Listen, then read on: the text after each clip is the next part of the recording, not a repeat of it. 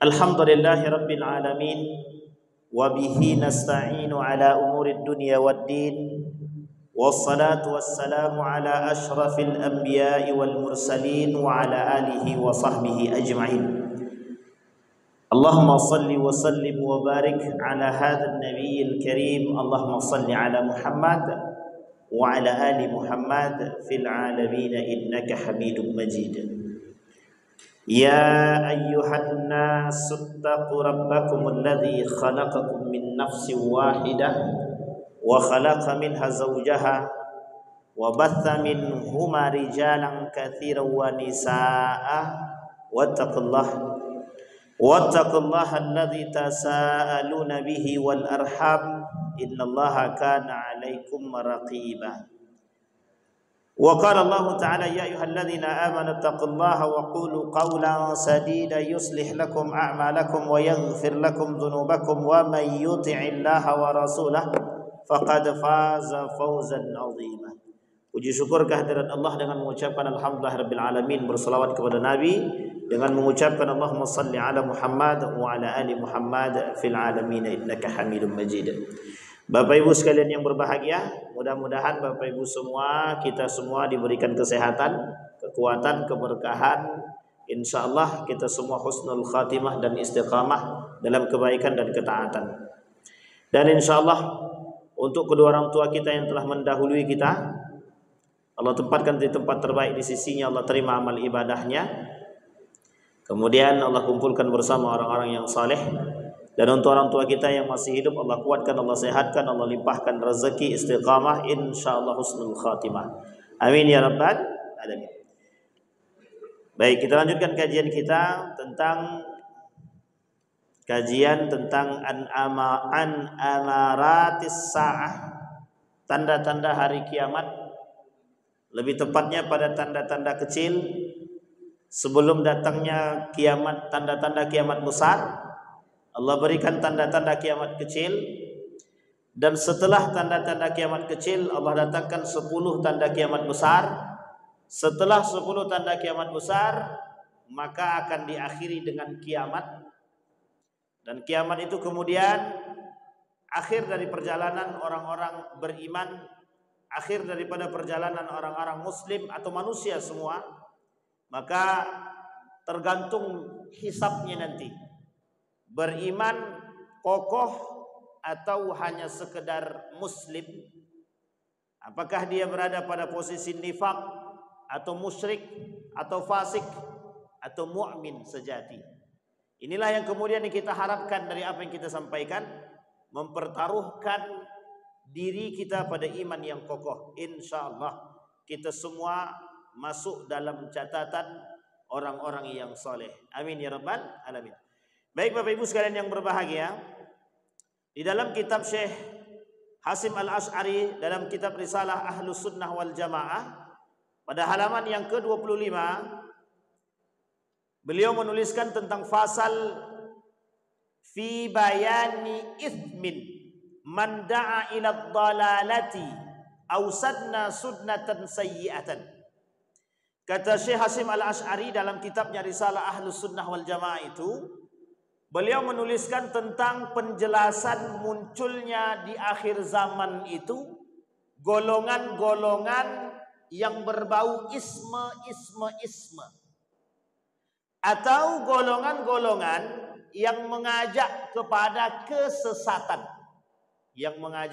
kesesatan, kemudian mengikuti sunnah-sunnah yang tidak ada dasarnya. Menurut mereka sunnah, padahal kata Nabi bukan sunnah. Mereka melakukan perbuatan sunnah-sunnah yang dilakukan oleh Yahudi dan Nasrani. Maka dalam hal ini Rasulullah menyampaikan dalam hadisnya tentang hal tersebut. Kemudian menukil Syekh Hasim Al-Asy'ari dalam surat An-Nahl ayat 25. Kata beliau, kata Allah di dalam Al-Quran, A'udzu billahi minasyaitonir rajim, bismillahirrahmanirrahim, liyahmilu awzarahum kamilatan yaumal qiyamati wa min awzaril ladzina yudillunahum Kelak mereka akan membawa apa yang mereka dapat, yang mereka lakukan, yang mereka perbuat, semua akan mereka bawa pertanggungjawaban kepada Allah di hari kiamat. Kamilah, sempurna. Tidak ada satu pun yang terlewatkan. Tidak ada satu perbuatan pun yang terlewatkan, semuanya lengkap sempurna. Wa min auzaril ladzina yudilunahum. Begitu juga dari sesuatu perbuatan yang mana perbuatan tersebut mereka pernah menyesatkan orang atau disesatkan oleh orang. Nah, ini poin penting untuk kita sampaikan.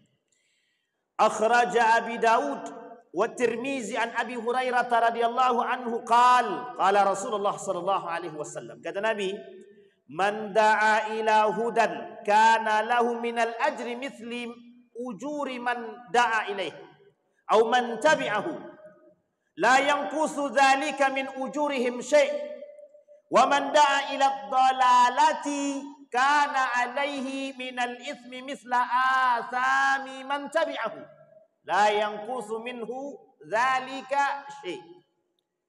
Siapa yang mengajak kepada kebaikan dapat amal jariah terus menerus. Yang mengajak kepada keburukan jariah tusuk, dia juga mendapatkan dosa yang berkelanjutan. Yang mengajak kepada kebaikan dia terus menerus dapat kebaikan. Yang mengajak kepada kesesatan dia terus mendapatkan kesesatan. Terus menerus. Ini saya kasih ilustrasi. Saya ngajak Bang Didik masuk dalam aliran sesat. Maka Bang Didik dapat dosa, saya dapat dosa dari saya sendiri, dan saya dapat dosa dari membawa Bang Didik. Terus menerus. Nah, kalau Bang Didik ini bawa orang lagi, orang itu sesat, Bang Didik dapat sesatnya, saya dapat sesatnya 3. Kalau orang yang tadi dapat lagi, maka namanya dosa turun-temurun. Apa namanya? Ini namanya dosa MLM. Turun-menurun terus. Dosa terus-menerus. Tapi kebaikan sama, begitu juga. Kata Nabi dalam hadisnya begitu. Tetapi dalam riwayat yang lain kata Nabi, wa akhraja Muslim min riwayat Abdurrahman bin Hilal an Jarir ibn Abdullah al-Bukhli radhiyallahu anhu fi haditsin tawil. Qala fihi qala Rasulullah sallallahu alaihi wasallam, man sanna fil Islam sunnatan sunnatan hasanatan falahu ajruha wa ajru man amila biha. Yang melakukan sunnah yang baik, dia ajak orang lain pada kebaikan, dia dapat kebaikan. Nanti kita kasih contohnya Bapak Ibu. Tapi kemudian selanjutnya sebaliknya, min ghairi an yanqus min ujurihim syai' wa man sanna fil islami sunnatan sayyi'atan, yang ngajak pada keburukan, kana alaihi wizruha wa wizru man amila biha. Dia akan dapat dosa dari para pelaku yang dia ajak, begitu juga dosanya orang-orang yang dia ajak, dia dapat dosa dari situ. Jadi dosanya 2 kali, turun-temurun. Dan tidak ada pembatasan bagi mereka. Wa qala Mujahid rahimahullahu ta'ala fi tafsiril ayat al-madhkura, hamalahum dhunubu anfusihim wa dhunubu man ata'ahum. Kata Mujahid, mereka datang kepada Allah dengan membawa dosa dan dosa orang yang mengikuti mereka. Nah, ini susahnya nih kalau kita salah langkah. Makanya Bapak Ibu di dalam Al-Quran itu begini bahasanya. Fa in tanaza'tum fi syai'in farudduhu ila Allahi war rasul au ila Allahi wa rasulihi. Tapi dalam riwayat dalam ayat yang lain juga Allah katakan, ketika kita mendapatkan kesulitan pemahaman, maka kembalikan kepada yang punya kebenaran itu. Siapa yang punya kebenaran? Allah. Al-haqqu min rabbik fala takunanna minal mumtarin. Nah, ini poin penting, Pak. Nah, nanti kita lihatkan daripada poin ini, nanti kita coba lihat ke samping. Kita lihatkan dulu hadisnya. Qala Nabi sallallahu alaihi wasallam yang diriwayatkan oleh Tirmizi, man ahya sunnatan min sunnati qad umiyat ba'di kana lahu minal ajri mithla ma amila biha. Yang memberikan sunnah yang baik, meninggal dia, terus menerus orang melakukan kebaikan yang kita berikan, maka kita terus mendapatkan pahala tersebut. Tapi sebaliknya, man ibtada'a, barang siapa yang melakukan perbuatan bid'atan dolalah, yang bid'ah pada kesesatan, la turdi au la turdallah, Allah tidak ridha dari apa yang dibuat, wa rasuluhu kana alaihi mithlu athima man amila biha, bagi dia dosa wizrun, sekalipun dia dah mati dia tetap mendapatkan dosa turun-temurun. Nah, Bapak Ibu sekalian yang berbahagia, kata Nabi di akhir, kata Syekh Hashim Al-Asy'ari menukil dari perkataan Nabi di akhir poin pasal tersebut, al-mutamassik bi sunnati inda fasadi ummati lahu ajru mi'ati syahidin. Barang siapa yang memegang sunnahku, kata Nabi, di akhir zaman, dia seperti sedang memegang 100 pahala yang Allah berikan syahidin, seperti orang-orang yang mendapatkan pahala syahid. Nah, ini poin penting barang siapa yang berpegang teguh dengan sunnah Nabi. Bapak Ibu sekalian yang berbahagia, yang ingin saya jelaskan, hadis dan ayat yang kita bacakan tadi itu berkenaan tentang perkembangan zaman. Di dalam satu hadis baginda Nabi Muhammad SAW, Nabi bilang begini, tanda akhir zaman itu, kalau kalian melihat 5 perkara, maka 5 perkara ini itu menunjukkan akan dekatnya hari kiamat. Satu di antaranya, yataqarabuz zaman wa yataqarabul aswaq. Pasar semakin dekat, waktu semakin cepat. Perkembangan zaman itu semakin pesat. Bapak Ibu boleh lihat, dari tak pakai HP, semua pakai HP. Dari HP-nya cuma teleponan, sekarang pakai WhatsAppan. Dari pakai WhatsApp bentar lagi pakai lebih canggih. Uniknya, ini perkembangan zaman yang tidak bisa kita tinggalkan. Dari perkembangan zaman ini, Bapak Ibu sekalian yang berbahagia, yang tidak bisa kita tinggalkan ini, banyak poin-poin negatif yang bisa mengantarkan kita kepada kesesatan. Sekarang saya gandeng dengan hadis yang lain. Di dalam hadis yang lain dari Huzaifah ibnul Yaman, Nabi bilang begini, di akhir zaman alat itu ada. Alat menuju ilmu itu ada. Salah satunya diantaranya adalah ulama. Tapi ingat, kata Nabi, di akhir zaman ada ulama yang ditakuti. Yang ditakuti oleh Nabi. Namanya ulama su. Kata Huzaifah ibnul Yaman, dari lisan baginda Nabi Muhammad SAW, Huzaifah bilang begini, ada yang disebut dengan du'atun ila abwabi jahannam. Ada para da'i yang mengajak ke neraka jahanam. Da'i ngajak ke neraka jahanam. Seperti yang dikatakan oleh Nabi pada hadis tadi. Ada orang yang ngajak pada perbuatan-perbuatan yang baru, tapi ternyata menyesatkan. Nah, ini kita ambil contoh. Ini jangan tersinggung. Kalau tersinggung berarti pelaku. Kalau tak tersinggung berarti alhamdulillah. Ini misal contoh. Ada perempuan datang bawa air. Datang ke salah seorang yang dianggap alim. Yang dianggap, ingat kalimatnya, yu'rafu anna au yudda annahu alim. Dikatakan bahwa dia alim. Dikatakan. Yang mengatakan siapa? Masyarakat sekitar. Tapi dari kealiman itu tolak ukurnya ada. Datanglah misalkan perempuan bawa air, datang kepada orang yang dianggap alim tadi. Ini saya bukakan nih biar langsung kita praktek. Tapi saya tak minum, tenang. Kemudian dibukalah ini, dibaca-bacakan. Terserahlah apa bacaannya, kita tidak tahu. Mau pakai bismillah boleh juga. Bismillahirrahmanirrahim, panjanglah dibacakan. Ada bismillahnya, ada ayat Al-Qur'annya. Yang datang perempuan. Diserahkanlah air ini kepada perempuan tadi. Dipeganglah kepala perempuan tadi dan didoakan. Ini bid'ah. Man ibtada'a bid'atan sayyi'atan. Kalau ada yang mencontoh perbuatan ini dengan dalil adalah ini hanya untuk berobat, yang di dalam bacaan obatnya ada Al-Qur'annya, justru ini melakukan perbuatan takdzib ala Allah, berdusta atas nama Allah. Kenapa demikian? Menyentuh perempuan ini tidak cocok. Menyentuh perempuan, laki-laki yang bukan mahram ataupun apapun itu, tak boleh menyentuh perempuan lain.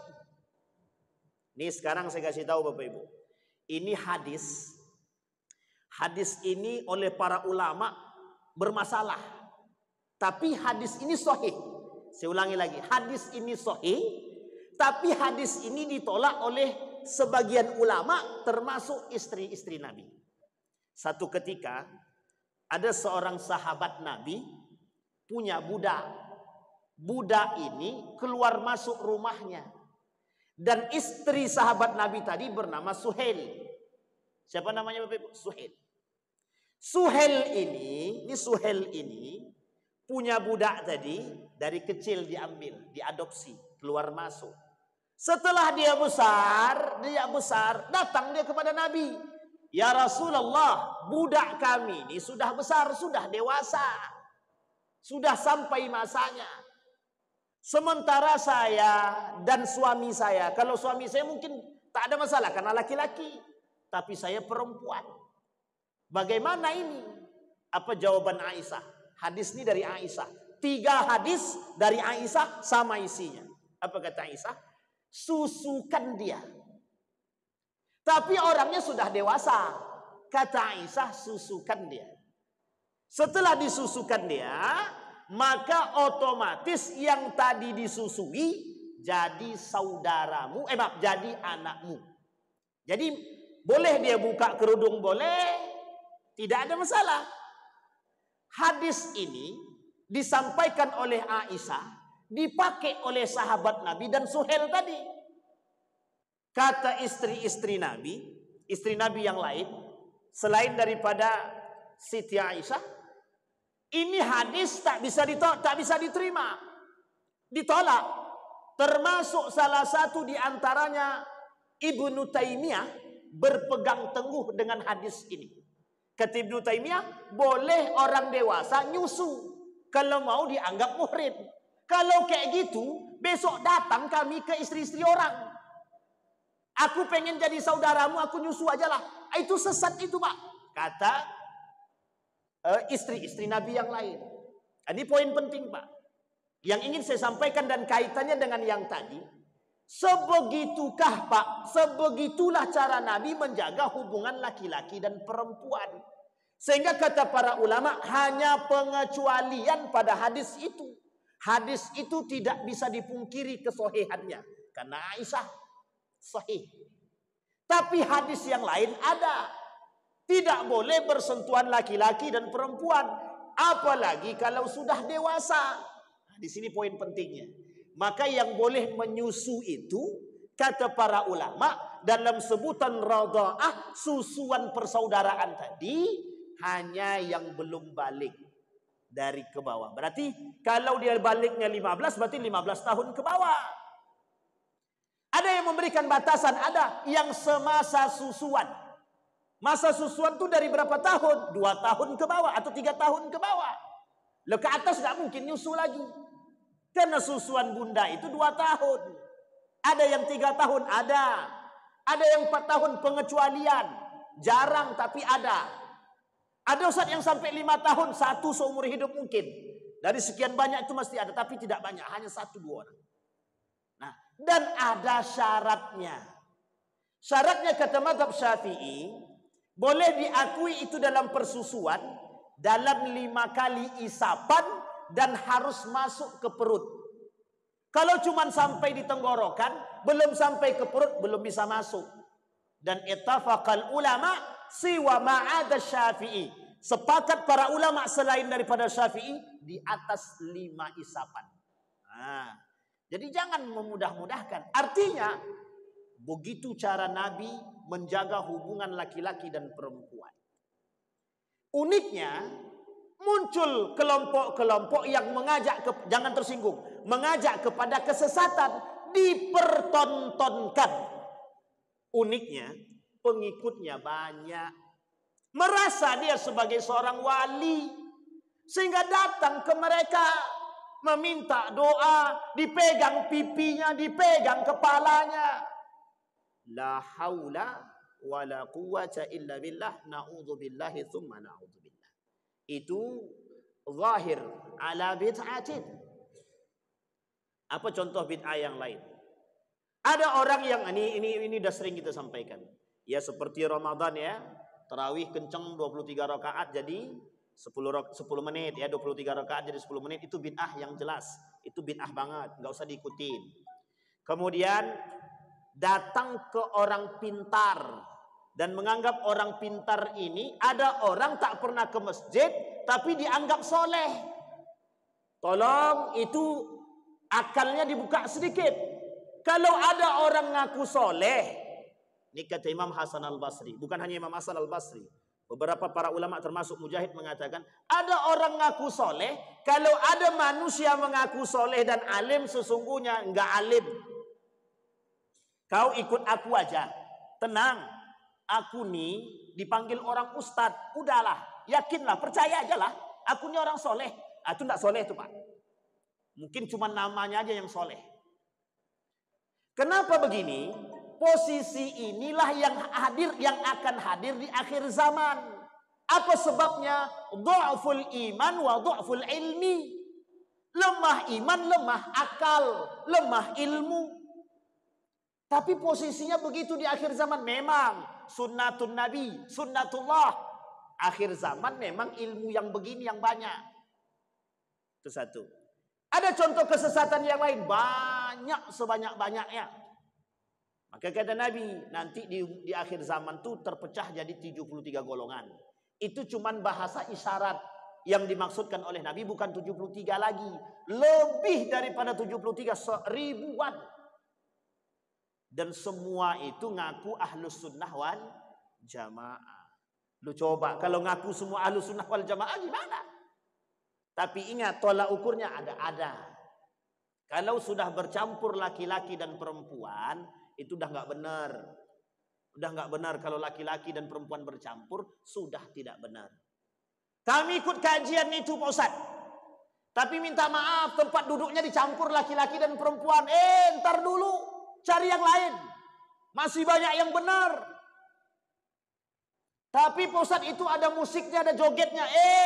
Kalau mau cari joget langsung masuk ke diskotik. Tidak usah pengajian.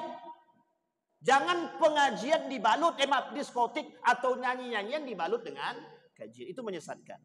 Ini yang disebut dengan da'ila bid'atin wad dolalah. Mengajak kepada kesesatan dan bid'ah yang zahir. Ini yang penting. Tapi kalau persoalan ikhtilaf, selesai Pak. Persoalan ikhtilaf, furu'iyah, selesai. Selesai sudah.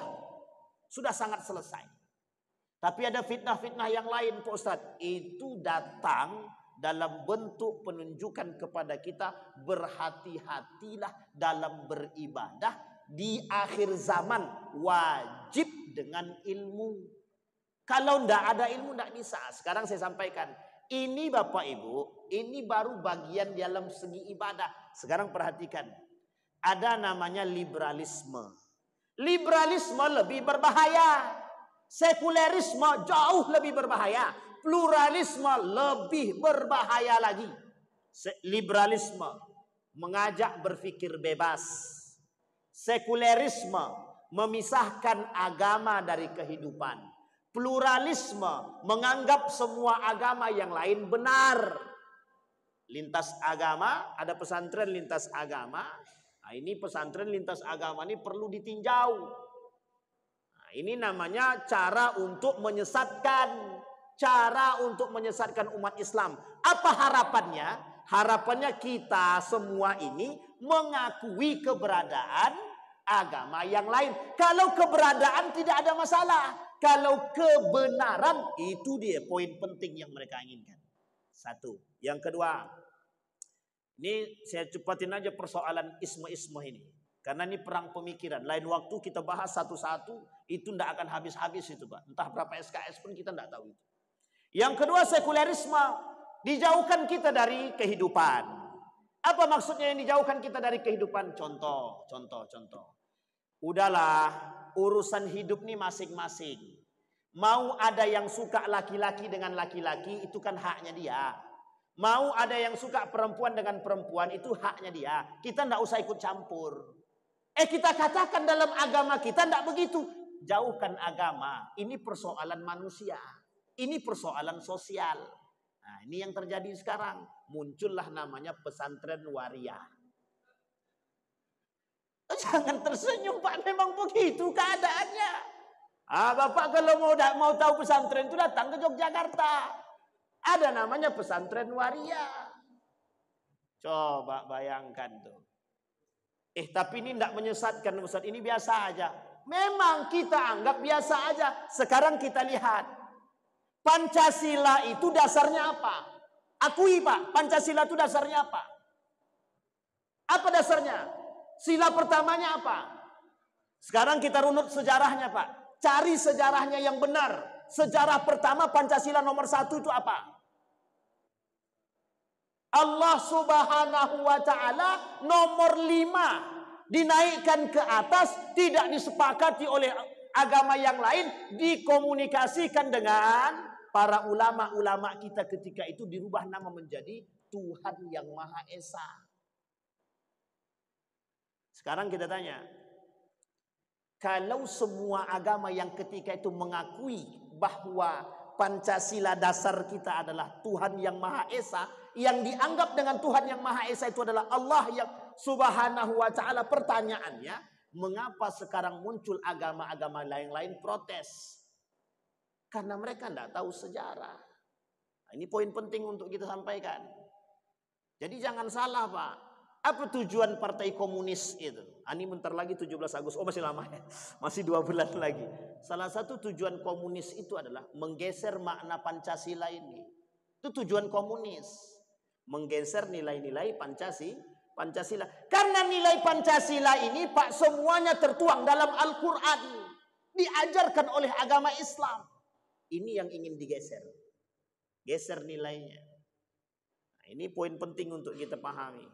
Ada kesesatan yang lain, pusat yang lain. Banyak Pak. Terutama persoalan kesehatan perdukunan. Nah ini dah situ udah lewat lah kalau persoalan dukun-dukun itu. Udah khatam kami pusat. Jangan salah, jangan bilang khatam. Banyak di daerah-daerah terpencil itu Bapak Ibu sekalian yang berbahagia, yang masih percaya pada hal-hal yang goib. Percaya pada hal goib itu penting, karena itu iman. Masalahnya yang goib yang seperti apa yang dipercayakan. Nah, baru-baru ini kan banyak ada muncul film kan, judulnya apa tadi? Walid nak Dewi kan begitu. Ada bapak tuh enggak tuh. Baik. Nah, satu itu Pak. Jadi poin penting yang ingin kita sampaikan. Kata Nabi, dolalah seperti ini kelak di akhir zaman banyak bermunculan. Sebab dolalah ini kemunculan du'ful aqli wa du'ful iman. Lemahnya ilmu dan iman. Sehingga lisan ini menghipnotis manusia. Dengan lisan ini orang banyak yang tertipu. Seolah-olah dia mampu, seolah-olah dia wali, seolah-olah dia orang-orang yang diberikan karamah. Ingat Pak, ini saya kasih tahu tolak ukurnya. Kalau ada orang alim ngaku alim, sesungguhnya dia tidak alim. Kalau ada orang alim menyentuh perempuan berlebihan, maka sesungguhnya dia bukan orang alim. Ini poin penting. Kalau ada orang alim tidak berakhlak, ngaku hafal Quran dia, ngaku pinter dia, cerdas dia, dan lain sebagainya, tapi tak punya akhlak, tak punya adab, tidak bisa dikatakan alim. Orang alim itu kombinasi ilmu dan iman. Inilah Bapak Ibu yang kelak di akhir zaman, bukan kelak, sekarang, itu akan hilang di tengah umat muslim dan umat manusia. Yang tersisa orang pintar atau orang beriman. Orang pintar tanpa iman, orang iman tanpa ilmu. Yang baik itu yang mana? Dua-duanya. Orang berilmu, ada orang beribadah tanpa ilmu. Yang terjadi sesat dan menyesatkan. Ada orang berilmu tapi tidak mau ibadah. Sama. Nah, yang paling penting dua-duanya nih. Mencari dua-duanya ini langka di akhir zaman. Kenapa kok langka Pak Ustaz? Ya memang begitu kata Nabi, mau gimana? Nah, sampai di sini bisa dipahami Bapak Ibu. Baik. Ini persoalan. Nah, kata Nabi, isme-isme yang tadi akan muncul. Kita ambil contoh untuk perempuan. Ada namanya feminisme. Ada namanya gerakan kewanitaan dan lain sebagainya, apalah terserah. Feminisme adalah salah satu gerakan yang menolak nilai-nilai Islam, terkhusus pada aspek hak dan kewajiban perempuan. Dan bayangkan kesesatan yang nyata yang dibawa dalam gerakan ini adalah menolak dan mengingkari nilai-nilai agama yang kaitannya bersanding dengan laki-laki. Apa kata mereka? Laki-laki dan perempuan sama. Itu yang membuat itu siapa? Feminisme. Padahal Al-Quran tak begitu. Dalam ilmu waris 2:1. Dalam kehidupan beda Pak. Perempuan punya pekerjaan sendiri, laki-laki punya pekerjaan sendiri. Tapi secara pahala dan kegiatan amal yang Allah berikan itu sudah sesuai kodratnya. Kalau perempuan sama dengan laki-laki, ngapain ada perempuan? Tidak perlu. Atau ngapain ada laki-laki? Wong sama aja kok pekerjaannya. Kalau perempuan mau ngotot juga pengen kerja, ya udah kami laki-laki ini jadi perempuan aja. Biar sama. Atau kalau laki-laki tetap ngotot pengen jadi perempuan, ya udah potong. Kan begitu harusnya. Tapi Allah sudah kasih dua-dua itu agar manusia berpikir. Itu yang terjadi sekarang. Maka perempuan ngotot, pokoknya kalau kami tak kerja, kau tak boleh nikah dengan aku. Syarat kau menikah dengan aku harus kerja. Besok Pak kalau punya anak, kalau ada perempuan begitu, tinggalkan, cari perempuan yang lain. Orang perempuan begitu tuh, mohon maaf ibu-ibu jangan tersinggung. Ini sama sekali tak menyinggung. Karena begitu keadaannya sekarang. Seolah-olah tanggung jawab pekerjaan itu milik perempuan. Salah, fitrahnya nafkah laki-laki bukan perempuan. Oh kalau perempuan ingin kerja apakah Islam melarang? Tidak. Gerakan yang muncul di akhir zaman itu gerakan menolak bahwa laki-laki itu lebih baik daripada perempuan. Kita laki-laki ini tidak mengatakan lebih baik daripada perempuan. Porsinya sudah ada masing-masing. Laki-laki suruh ngurus anak, yang main nafsu Pak. Yang muncul setan Pak. Karena tidak sanggup sabar ngurus anak laki-laki. Tapi perempuan diberikan hati yang sangat halus ketika memberikan pendidikan kepada anak. Sentuhan seorang ibu berbeda dengan sentuhan seorang ayah. Itu bisa dikaji dalam berbagai macam model. Tapi Pak Ustadz, suami aku lebih baik daripada aku ngurus anak. 1 di antara 100. Mesti begitu? Iya. Karena kodrat kita sudah ada masing-masing. Ini muncul gerakan suami-suami takut istri. Lah yang kerja ke luar negeri istrinya. Suaminya ya di rumah aja. Biar akulah yang ngurus anak. Nah, tapi kalau suaminya ikhlas begitu ya tidak ada masalah Pak. Yang menjadi masalah ketika dorongan dan kewajiban perempuan nuntut kepada kita, itu yang salah. Sampai di sini paham ya Bapak Ibu ya? Nah, ini poin penting. Di sini saking banyaknya kelompok-kelompok yang sesat di tengah kita, baik sisi akhlak, akidah, baik dan lain sebagainya, itu membuat kita menjadi orang yang berada pada posisi yang ambigu. Yang selamat kata Nabi al-mutamassik bis sunnati, yang selamat yang berpegang teguh dengan Al-Quran dan sunnahnya Nabi yang benar, sehingga itu yang selamat. Bapak Ibu, ada gerakan samar-samar, nih gerakan nih Bapak Ibu ya, samar-samar menolak sunnah Nabi. Nah ini penting juga kita sampaikan. Ada namanya kelompok ingkar sunnah. Bapak Ibu, ini saya sampaikan. Sunnah Nabi itu dikerjakan, bukan untuk dicaci dan dimaki. Jadi jangan salah nanti ketika Bapak Ibu mencaci maki sunnah Nabi, mengingkari kesunahannya, maka Bapak Ibu terkategorikan kepada orang-orang yang batal syahadatnya, menyimpang akidahnya. Ini akhir zaman begitu Pak. Akhir zaman itu begitu. Jarang yang mau berpegang teguh dengan sunnah Nabi. Orang yang berpegang teguh dengan sunnah Nabi dianggap katrok. Misalnya mohon maaf ya jangan tersinggung. Ada orang pakai celana cingkrang. dicaci maki, dihina. Ada orang pakai cadar dianggap teroris, ada orang pakai jubah dianggap kearab-araban. Tapi kalau ada orang pakai celana pendek dibilang tren. Ada perempuan pakai tank top dibilang cuci mata. Na'udzubillahi tsumma. Itulah ketidakseimbangan dunia sekarang. Ketidakseimbangan mata dalam memandang, ketidakseimbangan ilmu dalam menjawab. Nah, kita digiring kemana? Digiring pada hal yang tadi. Seolah-olah semua yang datang orang pakai jubah, pakai ini, pakai itu dianggap ini urusan Arab. Kalau yang datang dari Eropa, ini baru mantap. Yang datang dari Eropa dianggap mantap sekalipun membuka aurat. Sementara yang datang dari Arab menutup aurat dianggap hina. Ini masalah kita juga. Ini dalam soal pakaian dan lain sebagainya. Baik Bapak Ibu. Nah, sekarang apa kata diambil kesimpulan oleh Syekh Hasyim Al-Asy'ari. Maka dengan poin seperti ini yang akan muncul di tengah umat muslim, kata Syekh Hasyim Al-Asy'ari, muncul satu hadis dari baginda Nabi Muhammad SAW kelak di akhir zaman. Iftaraqat, kata Nabi, iftaraqatil yahud, terpecah belahlah orang Yahudi menjadi 71 golongan. Wa iftaraqat nasara, wa terpecahlah orang-orang Nasara alas ithnan wa sab'ina firqatan, 72 golongan. Dan umat muslim terpecah menjadi 73 golongan. 73 dari muslim, 72 Nasrani, 71 dari Yahudi. 71, 72 mesti masuk kategorinya kufar. Sekarang perhatikan ayat Al-Qur'annya. Bapak Ibu, Yahudi itu disebutkan dalam Al-Qur'an. Nasara juga disebutkan dalam Al-Qur'an. Pertanyaannya, manhumun nasara? Siapa mereka orang Nasrani ini? Bapak Ibu tahu siapa orang Nasrani ini? Orang Nasrani ini bukan orang Kristen, bukan orang Kristen, bukan. Orang Nasrani ini siapa mereka? Ini yang kemudian menjadi persoalan. Kenapa kok Nasrani selalu digandeng dengan Yahudi dalam Al-Quran? Ini poin pentingnya Pak, yang harus dipahami.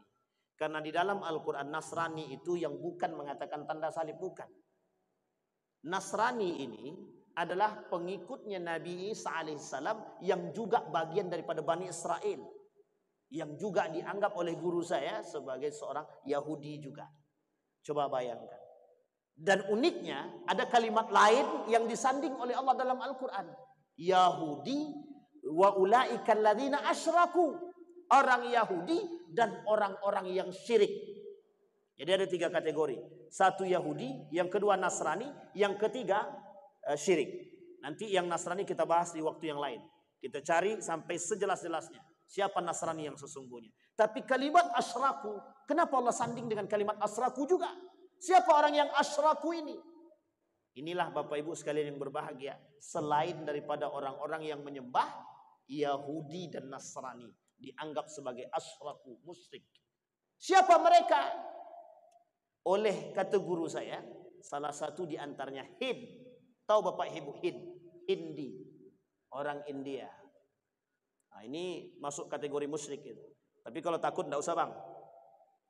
Tadi saya diskusi Pak, baru sore tadi saya berdiskusi dengan salah seorang pakar Al-Quran, hafal Quran 30 juz, sedang ngambil S3 di Kanada.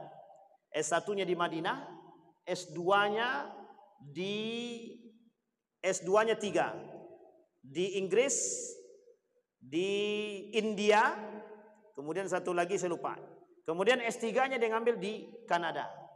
Fokusnya pada bahasa Arab dan Al-Quran dan Islamic Studies dan Islamic Finance. Beliau mengatakan begini dalam poin Al-Quran. Siapa Nasara dan siapa asyraku? Beliau asli orang India. Apa beliau kata? Yang beliau sampaikan, asyraku di sini yang tidak menyembah Allah dan bukan juga ahlul kitab. Tapi siapa mereka? Ini yang kemudian menjadi tanda tanya. Maka disampaikan, laisal yahud walad nasara, laisal yahud walad nasara, laisal yahud walad nasara, bal hum alladhi, mereka yang menyembah selain daripada Tuhannya Yahudi, selain daripada Tuhannya Nasrani. Tapi mereka siapa? Yang menyembah Tuhan la ya'rifu man yuhibbuhum wa ya'budun. Mereka yang tidak mengerti siapa Tuhannya, mereka menyembah tanpa ilmu, masuk dalam kategori asyraku, syirik. Berarti siapa mereka? Ada di sini. Ada Pak. Orang yang syirik itu kata para ulama, Wahbah Zuhaili bilang, asyraku di sini mereka yang menyembah tapi mereka menyeleweng. Mereka yang kenal Allah tapi mereka menyimpang dalam agama Islam. Tapi di luar daripada agama Islam disampaikan ya'budun, mereka menyembah kepada orang, menyembah kepada siapapun yang tidak jelas Tuhannya. Dan kata dia, ditunjukkan sama beliau, mereka beribadah tanpa ilmu. Jadi orang-orang yang beribadah tanpa ilmu masuk dalam kategori asyraku. Baik. Nah, ini terpecah Pak. Jadi terpecah belah menjadi 70. Nah, di antara 73 golongan tadi satu yang masuk surga. Ahlus sunnah wal jamaah semuanya masuk neraka. Berarti 71 masuk neraka jelas. 72 masuk neraka jelas. Yahudi Nasrani jelas masuk neraka. Tapi tak disebutkan di situ, mohon maaf, tidak disebutkan di situ agama-agama yang lain. Karena di situ cuma disebutkan Yahudi dan Nasrani. Majusi kok nggak disebut? Kenapa nggak disebut Majusi di sini? Nah, ini poin penting juga untuk kita sampaikan. Tapi kata para ulama, dua golongan ini sudah masuk dalam kategori. Karena Majusi juga bagian daripada mereka, hanya perpecahan daripada golongan-golongan mereka. Dan yang paling akrab dan satu jalur Yahudi dan Nasrani. Jadi Nasrani di sini kata beliau jangan salah paham, bukanlah orang yang sekarang ini disebut dengan Kristen, bukan. Tapi lebih daripada itu kata beliau. Nah, kembali kepada poin. Satu ini Ahlus Sunnah wal Jamaah. Pertanyaannya, semua golongan mengaku Ahlus Sunnah wal Jamaah. Terus yang benar yang mana? Contoh, Muhammadiyah ngaku Ahlus Sunnah wal Jamaah. NU ngaku Ahlus Sunnah wal Jamaah. Perti ngaku Ahlus Sunnah wal Jamaah. Kemudian Salafi ngaku Ahlus Sunnah wal Jamaah. Semua Pak jamaah tabligh juga ngaku Ahlus Sunnah wal Jamaah. Pertanyaannya, dari semua golongan itu mana yang menyeleweng dan menyimpang secara akidah dan akhlak dan syariat? Yang menyimpang secara akidah, syariat dan akhlak, itulah yang disebut dengan golongan penyimpang. Tapi penyimpangan golongan ini oleh para ulama tidak masuk dalam kategori penyimpangan akidah yang besar. Karena yang disebut dalam 73 golongan ini, sejauh mereka masih beriman kepada Allah, kata Syekh Hashim Al-Asy'ari, dia masih menyembah Allah, dia masih mengakui Rasulullah, dan masih mengakui rukun Islam yang 5 dan rukun iman yang 6, masih masuk dalam kategori Ahlus Sunnah wal Jamaah. Nah, kalau gitu ngapain kita berkelahi? Hanya karena kepentingan sesaat dan pribadi dan golongan. Gengsi bro, itu dia yang menjadi masalah kita sekarang itu. Baik Bapak Ibu sekalian yang berbahagia, sebelum kita tutup, kata Nabi dalam hadis yang lain, innallaha la yajma' ummati ala dhalalatin. Sesungguhnya Allah tidak akan mengumpulkan umat-umatku ini dalam kesesatan. Artinya apa? Artinya ada jalan menuju kebenaran. Apa jalan menuju kebenaran tadi? Satu, ada Al-Quran. Yang kedua, ada sunnahnya, hadis. Sekarang pertanyaannya, bagaimana kita bisa mendapatkan pemahaman Al-Quran yang baik dan pemahaman hadis yang baik? Lihat alim ulama yang ditinggalkan oleh baginda Nabi Muhammad SAW. Kata Nabi dalam hadisnya, la yarithu dinaran wala dirham, walakin yarithul ilma. Tapi kami wariskan kepada mereka ilmu. Ilmu yang seperti apa? Ulama al-akhirah, ulama rabbani. Kata Imam Ali bin Abi Thalib, ulama yang ditinggalkan oleh Nabi, ulama yang takut kepada Allah. Bukan ulama dunia, tapi ulama yang takut kepada Allah, ulama yang berakhlak, ulama yang tutur katanya baik, ulama yang tidak mau melakukan perpecahan dan pertumpahan sesama mereka. Nah, ini yang disebut alim. Ingat, orang seperti ini, kata Nabi, kelak di akhir zaman langkah selangkah-langkahnya. Maka inilah yang disebut oleh Nabi dalam hadisnya sebelum kita tutup. Biqabdil ulama, ilmu dicabut dari umat muslim. Yang dicabut itu bukan ilmu fisika, kimia dan lain sebagainya, bukan. tapi cara mencabutnya adalah biqabdil ulama, dengan mencabut para ulama. Orang-orang ulama soleh dimatikan satu demi satu, maka yang tersisa ittikhazul juhal, tersisalah para orang-orang bodoh yang mengaku pintar. Nah, itu yang paling menyesatkan kelak di akhir zaman. Makanya Bapak Ibu nanti kita sampaikan tolak ukurnya ke Imam Al-Ghazali biar kita bisa memilih, atau yang disampaikan oleh Syekh Ibnu Taimiyah dan Ibnu Qayyim Al-Jauziyah, mana yang disebut dengan ulama Rabbani dan mana yang disebut dengan ulama su. Mudah-mudahan ada manfaat bagi kita semua. Fa'tabiru ya ulil absar la'allakum tuflihun. Assalamualaikum warahmatullahi wabarakatuh.